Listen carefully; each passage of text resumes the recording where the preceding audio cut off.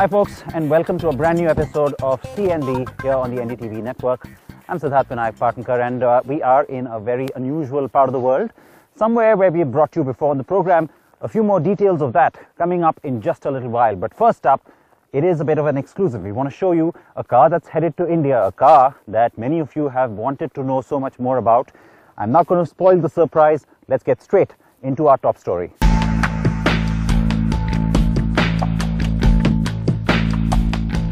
Volvo has been struggling to gain a foothold in India and is a distant number 4 in the Indian luxury car market. But with this car, Volvo hopes to make waves and capture some volumes at the same time. The V40 Cross Country is the butch avatar of the V40 station wagon. While the V40 debuted a year ago at the 2012 Geneva Motor Show, the Cross Country variant was shown at the Paris Motor Show and has now started rolling out in European markets. Now, when the V40 Cross Country drives into our market, it's going to have to compete with a wide variety of vehicles. There's everything from the Mercedes-Benz B-Class, which is more hatch-like, to something which looks very much SUV-ish, that's the Audi Q3. And then you've got the BMW X1. Visually, this car does look a whole lot more compact than that. So it's got very different cars to take on. Let's go and explore the design a little bit closer. The V40 Cross Country adds a little attitude to the plain V40. It's certainly smart and has a tough look, courtesy not just the skid plates at the front and rear, but also the extra plastic cladding that's been thrown around. Like all Volvos, this one's loaded with lots of safety gear, and so you've got the inbuilt radar system back here in the grille. But otherwise, in terms of styling, the big Volvo logo and the looks that pretty much tell you that it's the new design language from the family. So a little bit of the inbuilt LED daytime running lights. In front though, the bumper, that's the section where you can see it's got this black cladding that's been thrown in. Gives it a little bit of a sporty appeal, and that's where the cross-country part comes in, because the regular V40, well, it doesn't have any of those sections. It's all body colored and it's a lot more saloon-like in its styling. You do see that cladding pop up here on the side as well. It gives it a rugged look, and it's also perhaps a little practical from especially the Indian viewpoint. Roof rails here also add to the sporty element. The panoramic roof, again, a nice little touch, gives it a bit of a high-end feel as well. At the back, again, typical Volvo styling territory. Looks a little bit like the C30, but yes, it reminds you of the XC60 in particular, just like the face does. But this is the section which I think is nice. It's young, it's sporty, it's very different. Doesn't look station wagon-like as a result of what's been done here. The whole tailgate just sort of moves up a little bit. You don't see the typical door clamp. It's all nicely hidden away inside. Big Volvo lettering at the back. And again, the black cladding, the plastic bit shows up in the rear bumper as well. And you got twin tailpipes and the cross-country badging very neatly embossed, almost subtly down here. So looks rugged, looks a little bit more ready for action than the regular V40 does. And even though it has a station wagon sort of a look along the side, I think overall it has certain elements that should appeal to an Indian audience, especially a younger buyer.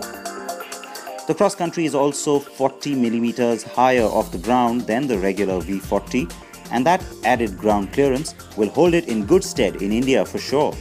The boot is not cavernous, but holds a generous 335 litres of cargo nevertheless.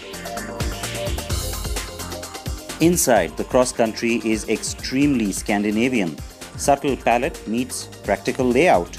The central console is the now familiar floating style panel from other Volvos, with lots of buttons, and yes, you will find a hollow behind that panel. The buttons make access to all the functions a little bit easier than having to go through a one knob controls everything kind of dial. The seats are well finished and plush, and the cabin overall appears butch too, but very well built and premium. Space isn't great at the back, and 3 well-built Indians may find it a bit tight. But overall, it's the kind of plushness that you would expect from a premium offering. Now, let's drive it. First impression is a good one. The car with me today is the 177 bhp D4 variant. The range-topping variant is the T5 petrol, which is also the only one that has all-wheel drive. A massive 254 bhp as well, but it's not likely to be introduced in India. In India, we will get the 150 bhp D3, which uses the same engine block as the D4 but with reduced output. It's also the same engine that you get in the S60, the XC60 and the S80 in India. Of the 3 petrol variants on offer, we shall get the 180 bhp T4, which also promises to be fun, and you know what? I can't wait to drive it too. Now there's a certain sporty character that comes through inside the cabin as well, not just in terms of the colors and the way everything's been laid out, but also the way the car feels. Now remember I said that the car has this impression of being a little compact and taut. Well, that actually helps on the drive side, because what it does is it gives you a little bit sportier performance. It gives you better control and a feel of something that's really responsive, as opposed to a regular station wagon, which is usually stretched and gives you the impression of being really long in the back. So yeah, I think that part is something that's going to appeal to buyers who want to drive the car themselves. What's not going to perhaps work is for people who want to sit at the back, because it does give the car a bit of a sporty character, as I said, and so the suspension settings seem a little bit taut, and people in the back may not really like that. The other thing that I do like is that youthful appeal. Well, it also comes through in the kind of instruments I'm seeing here. It's a virtual instrument cluster, pretty cool stuff, and the driving position, the seats, all of that I think lend themselves to a car that's going to be fun to drive, something a lot of Indian buyers might actually appreciate. The lack of the all-wheel drive variant won't really hurt Volvo's prospects in my opinion. The car is agile and sporty as is, and very precise in its handling and steering too.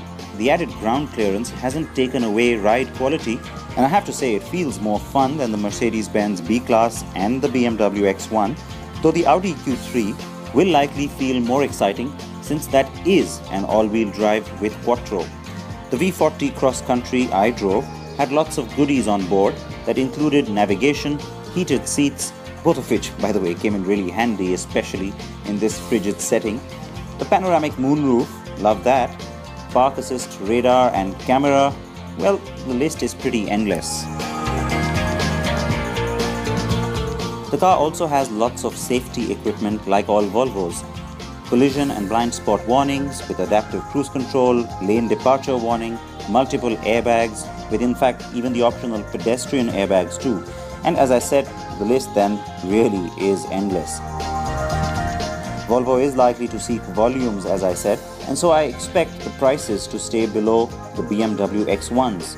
So finally, the premium market is within sniffing distance of the 20 lakh price barrier. What Volvo will need to do is quickly make good on its promise to open more dealerships and workshops and get cars on the road, so people have a little bit more faith in the brand. This one's not an off-roader, it's not big and it's not bulky either. It doesn't have 3-row seating. But frankly, is that what most of you would really be looking for?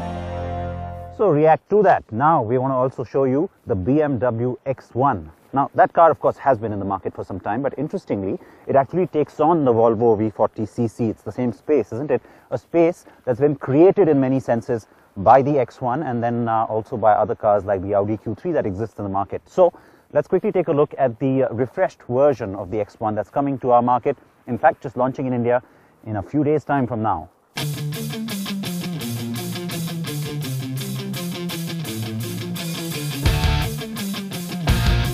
Here it is, the brand new, updated and facelifted BMW X1, exclusively on CNB. This is the German spec S-Drive 20D, meaning it's the 4-cylinder 2-litre diesel, which is, by the way, the only engine we will be getting in India on the upgrade as well. BMW launched the X1 in India at the end of 2010, and it was an instant hit. The car offered seemingly everything that people wanted. A step into the BMW brand at a price point starting from 22 lakh rupees. But after a massive sales rush, 2012 saw the X1 start to slow down by the end of the year, and the rivals started to flood in, which is why a refresh is important at this stage. You've got to look a little bit closely just to try and understand what's really changed about the X1, because at first glance you're not going to pick it up. However, superficial changes, that's pretty much what a facelift entails, and so that's what you're pretty much getting as well. It's here, it's a nice mature looking headlamp cluster compared to what you used to get. The LED treatment inside for the daytime running lights has changed a little bit as well, and it's more akin, if you will, to the X3. So slightly bolder face up front. In fact, that's pretty much true of the overall styling up front. Now, the X1 did already have the new look in terms of having the large grille, but the headlamp cluster certainly looks a little bit more upmarket. Along the side flanks, you pretty much see the same thing. However, here you get a little bit of an extra. There is the inbuilt integrated indicator that's been added in. Now, most other cars which try and go crossover, they try and add all these plastic elements. Now, on the X1, that's actually gone down just a little bit. We managed to get this car a little bit muddy, but that's of course what the car is all about. However, we're still not going to get the X drive, so no four-wheel drive. It's going to remain the S drive as far as India is concerned. At the back too, you can't really pick up on any big changes except that the tail light treatment has been refreshed and looks a little bit stylish as compared to before. And given the fact that this is the entry car for BMW buyers in India, for people who want to step into this brand, looking a little bit upmarket certainly helps. The car looks bigger and sexier now, and yes, more like its sibling, the X3. The new headlights in particular, bold and exciting. Not much change as far as the overall layout of the cabin is concerned. It's still not as upmarket. You're still not going to get the 6-speed automatic gearbox. Of course, the car I'm driving today is the 6-speed manual. I wish you got that in India, but we don't. This particular car has been kitted out with these nice sporty seats with red stitching. Now, some of the M package as well as sportier elements, that's what's been thrown into the X1. And so look at the way this whole thing looks over here with black, a little bit of this brushed metal look.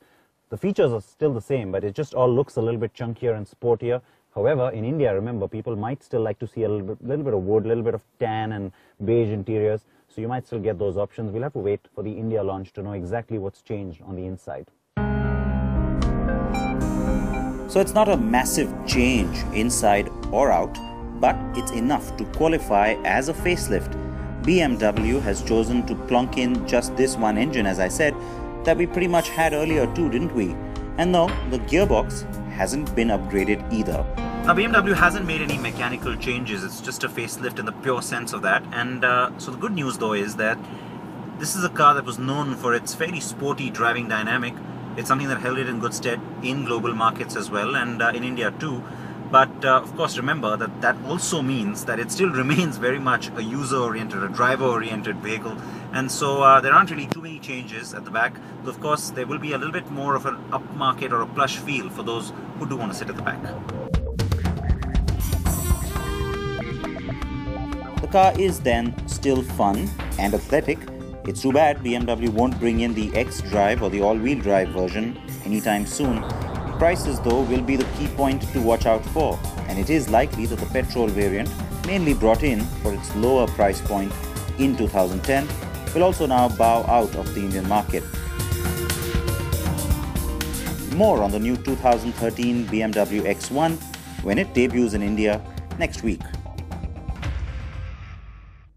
So we are in northern Sweden, very close to the Arctic line, and I can tell you that some of you I know do remember that we came here before for an Audi driving experience. So we'll show you the details of the actual experience on the program next week. But for those of you who don't remember that story, let me quickly show you the surface that we're driving on. It's solid packed ice. It's about 70 centimeters thick, sometimes perhaps about a meter thick. And so it's a little disconcerting to know that there's fish swimming around below you, but we are assured that the ice won't crack and that we won't go through. But how do they prepare this surface, and what are the different driving exercises here? And how does it help actually try and better your skills to control the car? All that, like I said, will be on the program next week. Now, we've shown you a fair amount at the top of the show, but there's still more coming up, which means that you have to stay tuned. It's a short commercial break that I'm dipping into, and I'm also going to dip into the car because the temperature here has dipped to about -9 degrees now. I have to warm up. See you on the other side.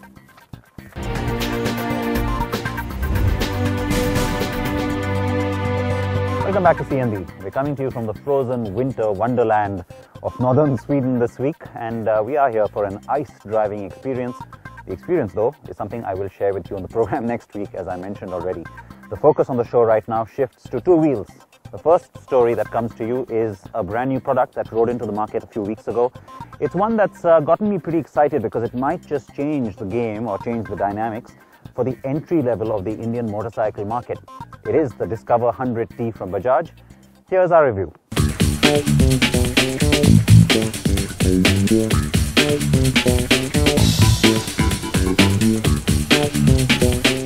It's the most promising launch in the entry segment of the Indian motorcycle market in some time. Bajaj has famously been the company to swear off the 100cc space once and now offers several products in the category. However, with the Discover 100T, it's gone where pretty much no one else has, at least in the Indian context.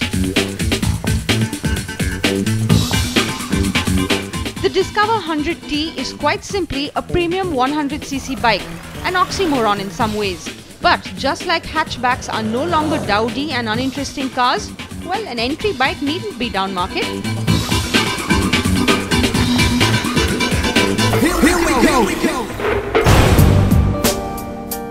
Bajaj has brought down the Discover 125 ST's rather impressive engine to create the 100T's heart. The 10 bhp though is definitely a step up from its rivals. The 5-speed gearbox has an all-upshift pattern which is comfortable. And while the bike's curb weight at over 120 kilos was worrisome, the power-to-weight ratio remains the best in this class. The 100T accelerates evenly and fairly smoothly, but over 60 km per hour, a slight vibration creeps in. It's beyond this speed that the bike seems a bit reluctant to accelerate as quickly as before too. Now the T in the 100T stands for Tourer, which is somewhat akin to the ST, which is the Sports Tourer. That's of course the 125cc Discover. And the idea is to focus on comfort, on efficiency, and on making this bike a whole lot more fun to drive than what some of the earlier bikes have been. So I can tell you that performance is pretty decent and comfort also works.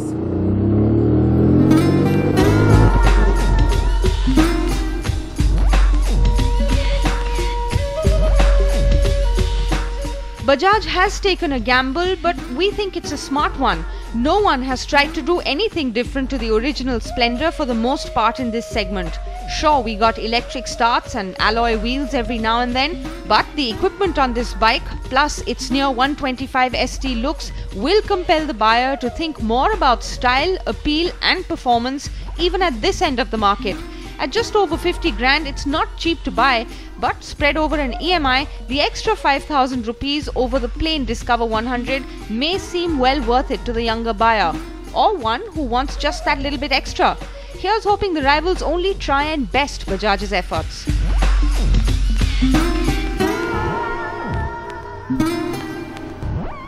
Time to broaden our horizons. We always like to mix things up here on CNB and bring you a few special stories. Vishnu Shom, my colleague, who of course, if you remember, also is another car nut, has been looking at a very different kind of transport. We're talking about the Aero India show in Bangalore.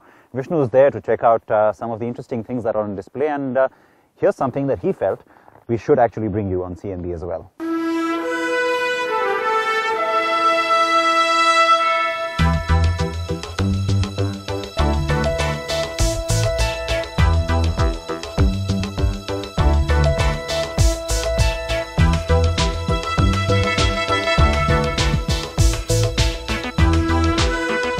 In just a few months, this jet, the gigantic C-17, will be flying over the skies of India.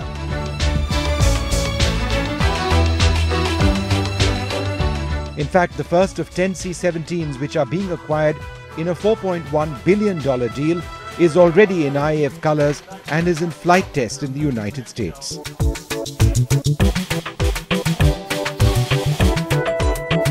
Today I would be among a small group of journalists to get a ride on the C-17 at Aero India 2013 above the skies of the Yelahanka Air Base near Bangalore.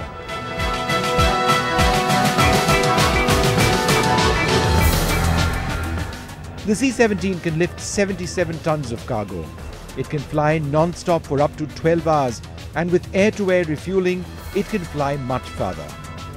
Capable of landing on desolate airstrips, the C-17 is the workhorse of the US Air Force in all its theatres of conflict, including Afghanistan. This aircraft, how it's changed mobility operations across the globe cannot be understated. Years have passed, if you wanted to move a large volume of equipment, combat supplies, humanitarian supplies to austere locations, you would have to take a big cargo plane like a C-5, unload that and put that on smaller cargo aircraft. This aircraft has the capability of bringing a great deal of supplies from a large urban metropolis airports to locations, dirt fields, mountainous areas where you wouldn't have to make that transfer with smaller aircraft. It can do it all. It's a strategic aircraft, it's a tactical aircraft. When you take a look at the unique capabilities of this aircraft around the world, whether it's in everyday support operations, combat operations in Afghanistan or Iraq, or humanitarian operations, and that's where we've made a lot of money in this aircraft, with humanitarian operations throughout the Asia Pacific. Landing a C-17 is no ordinary experience. In the places the jet operates, there is no luxury of lengthy runways. The C-17 descends fast and comes to a full stop in just a few hundred meters, and can in fact move backwards by reversing the thrust of the direction of its engines.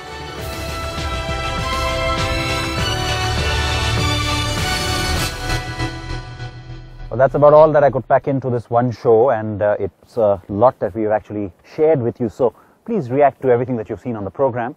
And remember that next week, that entire huge mass of frozen lake that you see behind me, well, that's going to be our playground. So you've got lots to look forward to on the program next week as well. Whichever part of the world you're in, whatever the surface, please wear your seatbelts, please wear your helmets. I will see you on the program next week.